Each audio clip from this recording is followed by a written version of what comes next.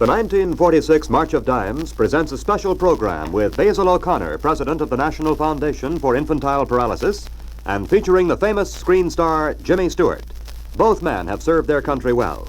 Mr. Stewart has just completed his wartime duties with the United States Army Air Force.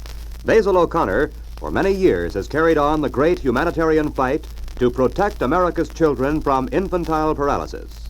And here he is, welcoming our Hollywood guest into the ranks of the 1946 March of Dimes. Mr. O'Connor. Thank you, Mr. Wright. First, I want to greet you, our listeners, in the name of your National Foundation for Infantile Paralysis. You've all been its good friends from the day it was founded by our late beloved President Franklin D. Roosevelt. I want to thank you for making possible its far-flung work by your generous participation in the annual March of Dimes. Because of you, year after year, thousands of infantile paralysis victims in this country have been given proper care and treatment and so spared to live a happy, useful life.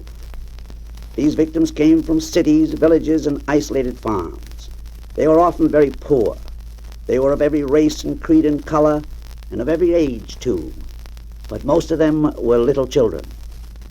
That's why the March of Dimes can be called primarily a crusade to ensure the future of young America. That's why you are so unfailingly generous year after year, because young America deserves everything in the world we can do for it. We're proud of our children here, and we have good reason to be. Other people sometimes tell us that we pamper our children too much. We are said to make them disobedient and disrespectful by allowing them to think and act for themselves in small affairs. Or we're said to neglect their culture by letting them play in their spare time instead of studying. Well, I think what we gain from our system is much more than we lose. We've just seen young America grow up and take part in the large affairs of the world and give a tremendously fine account of itself. And the reason for that is that our boys and girls have never been regimented. They can think and act for themselves, having learned to do this in their childhood. Above all, their spirit is free, their bodies healthy. Our mild form of discipline does them no harm. Their playtime out in the sunlight isn't wasted. Young America can do the job it is given wherever it goes, can perform its full share in winning bravely a long and terrible war. People who do their share in winning wars are often referred to as heroes. But call the young American a hero and see where you get. He won't like that. He'll be angry and embarrassed and quite sure it isn't true. No matter how many decorations he wears when he comes home, he doesn't act like a hero, and as far as he's concerned, he doesn't feel like one. Not him.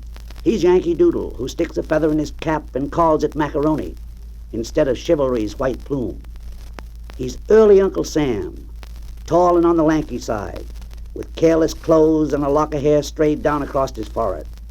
He ambles instead of struts, and he faces death and other serious moments with a wisecrack. That's our young American, the boy from everybody's house, no matter what house he actually comes from. He won't let us call him a hero, so we won't. He won't let us tell him we love him either, but we do. It therefore seems to me supremely fitting that the person who is now going to talk to you about the 1946 March of Dimes crusade for young America is someone enshrined in millions of hearts as the typical young American. You've seen him on the screen many times in the past. Tall and on the lanky side, brave but shy, always getting things done and never fussing about it, always one of us. He's been away for a while, but there are very good reasons why you haven't forgotten it. We're happy to have him back. In introducing him to you, I could say, ladies and gentlemen, I am proud to present that eminent motion picture star, Mr. James Stewart. But because of what he means to us, I'm just going to say to you, friends, here's Jimmy Stewart. Thank you, Mr. O'Connor. Ladies and gentlemen, I'm here on behalf of some people who are getting up a parade. It's the biggest parade in the world. It lasts for 2 weeks without stopping. The line of march extends from coast to coast and from the border of Canada to the border of Mexico. And there are more marchers in it than there are people in the United States. Yes, sir, that's right. I kind of think it sounds a little crazy in myself, but it's true. You see, the marchers aren't people. They're dimes.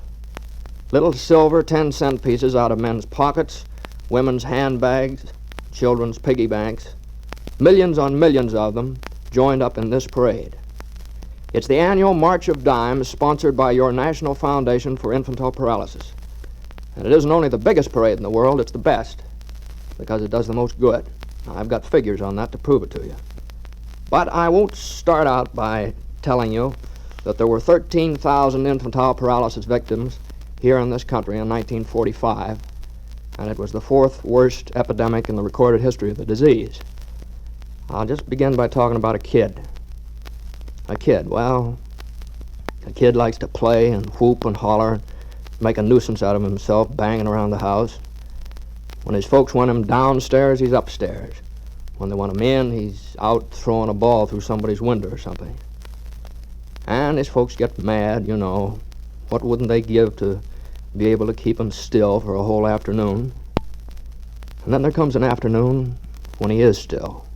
Yeah, it was all right yesterday, but this morning he couldn't get out of bed. The doctor said it was infantile paralysis. The kid's going to keep still for an awful long time. His folks maybe don't say anything now. Dad sits in the corner with paper unfolded, but he isn't reading the paper. Mom just cries where nobody can see her. But they don't have to say what they'd give if the kid was up again, playing and whooping and hollering. They'd give all the money they had, their house and their car and their lives thrown in. Only it's too late. Well, now I've said that, I'll tell you the rest of it. That kid didn't live in a house in 1945. He lived in more than 13,000 houses. He was more than 13,000 kids. None of them different until this thing happened. He was city kids and country kids, rich kids, poor kids, big kids, little kids. Your National Foundation for Infantile Paralysis doesn't care who or what or where a kid is. If he's in danger of death or being crippled for life and his folks need to call for help, your National Foundation will be at his side. In almost any case, you know, they need to, because infantile paralysis costs such a lot. I've got figures on that, too, which I'll give to you in just a minute. And when I do, remember the kid. They're for him. They're for infantile paralysis. Now, it's a pretty bad financial problem to be sick anyhow for most people. President Truman has said this in his health message to Congress last November. He said, "The principal reason why people do not receive the care they need is that they cannot afford to pay for it on an individual basis at the time they need it. This is true not only for needy persons. It is also true for a large proportion of normally self-supporting persons. They may be hit by sickness that calls for many times the average cost, in extreme cases for more than their annual income. When this happens, they may come face to face with economic disaster. Many families, fearful of expense, delay calling the doctor long beyond the time when medical care would do the most good." Yes, but you delay calling a doctor for a kid with infantile paralysis, and you're taking away the kid's one chance to grow up straight and useful and happy. You've got to get care for him quick, and go on getting care for him for a long time afterwards. And that's where my figures come in. Now, I'll skip the cost of doctors and nurses and ordinary hospitalization because you all probably know something about that. I'll come down to just one thing: the special appliances used in the treatment of infantile paralysis.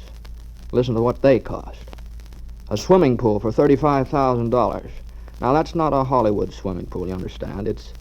It's a hospital or scientific institution.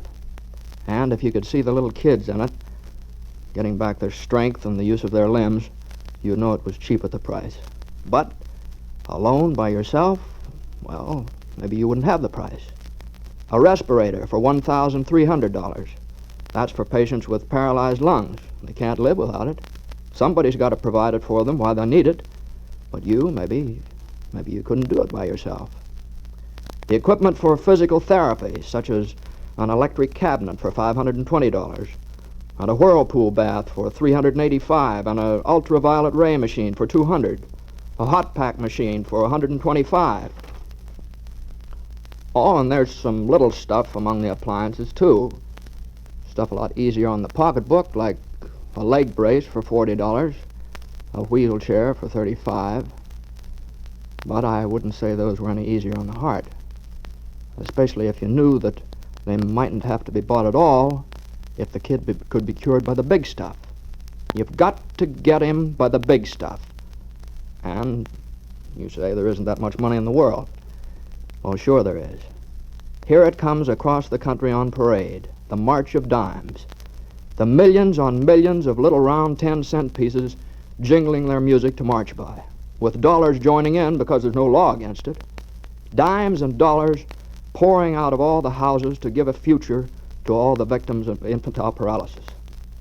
$5 million worth of them in 1945, spent for medical care and treatment for those victims hit by the fourth greatest infantile paralysis epidemic. Here they come now in 1946. By January the 30th, the date which will always commemorate the birthday of Franklin D. Roosevelt, our great war president, there will be enough of them to support this tremendous work which he founded. There will be enough because you will open your doors and send your dimes and dollars out into the parade. Do it today, ladies and gentlemen. Join the March of Dimes, and half of them will come marching back again and take care of your neighbor and your kid, if there should be need this year. You have just heard a special program in behalf of the 1946 March of Dimes, with Basil O'Connor, president of the National Foundation for Infantile Paralysis, and featuring Jimmy Stewart.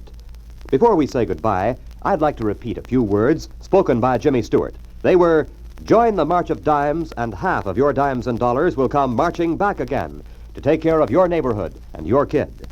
Let me explain that more fully. Half of your March of Dimes contribution does stay in your community.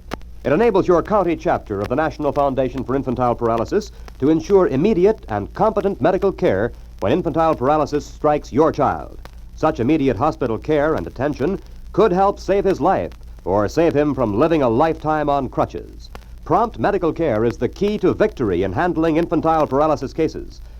The other half of your contribution, ladies and gentlemen, goes to the national headquarters of your National Foundation for Epidemic Aid, for educational work, such as the training of nurses and physical therapists, and the dissemination of information to the medical and lay world about the disease. Also, to support scientific medical research to find the cure and prevention of infantile paralysis. This latter phase of your National Foundation's work to find the cure and prevention of the disease is the organization's major goal. So you see, friends, every dime you give to the March of Dimes does an all-round job the year round to protect your child. For his sake, for the sake of all children, send your dimes and dollars to your local March of Dimes headquarters now. Join the March of Dimes.